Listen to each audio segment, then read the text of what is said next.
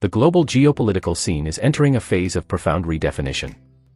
The United States, under the administration of Donald Trump, has announced its intention to reactivate nuclear tests suspended since the late 20th century. With this, Washington marks the beginning of a new era of explicit deterrence, where atomic power returns as the main language of force.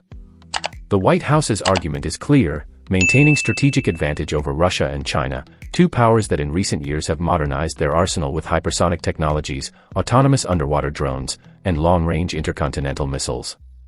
The major development is also coming from Asia. South Korea, one of Washington's most solid allies, has requested authorization to access nuclear naval propulsion technology.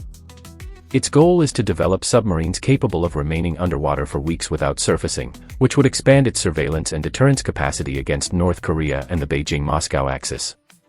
The bilateral meeting between Trump and South Korean President Lee Jae-myung in October 2025 clarified one point: Seoul wants to build its own nuclear submarines, and aims to do so in collaboration with U.S. companies on American soil.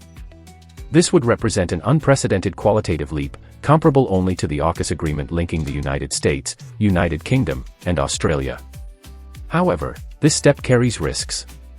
The transfer of military nuclear technology is limited by international treaties and the so-called Section 123 agreement between Washington and Seoul, which prohibits the use of enriched uranium for military purposes.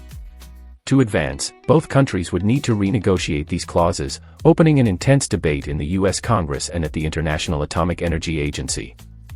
Meanwhile, China watches cautiously.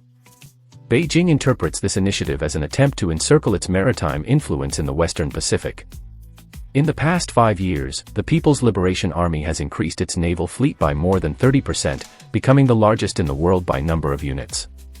It has also deployed nuclear-powered Jean-class submarines armed with JL-2 ballistic missiles, capable of reaching any point on U.S. territory. Russia responds with symbolism and power. The Kremlin has once again showcased the autonomous Poseidon torpedo, designed to detonate near enemy coasts and generate radioactive tsunamis. Its speed, over 100 km per hour underwater, and theoretically unlimited range make it more a psychological deterrent than a tactical weapon, yet enough to remind the world that Moscow remains a key nuclear actor. In this context, the Korean peninsula becomes a global flashpoint again. North Korea continues developing intercontinental ballistic missiles and has tested more than 20 launches in the past year alone. Its real capability for nuclear miniaturization remains debated, but the message is clear: it seeks recognition as a legitimate nuclear power. Taiwan represents an equally critical strategic axis. The island, with an economy equivalent to the 10th largest in the world, hosts the majority of global advanced semiconductor production. This makes it a central target for China and an indispensable partner for the United States and South Korea in any regional containment strategy. The potential deployment of nuclear submarines by South Korea increases pressure on Beijing, which considers Taiwan part of its territory. Taiwan, meanwhile, strengthens its defense with coastal missile systems and limited military cooperation with Washington and Tokyo.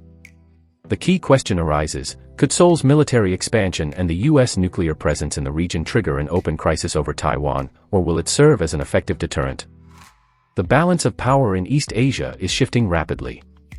The United States promotes a nuclear and technological alliance arc from Japan and South Korea to the Philippines and Australia. China responds by tightening ties with Russia and Iran, reinforcing its presence in the South China Sea, and accelerating its DF-17 hypersonic missile program.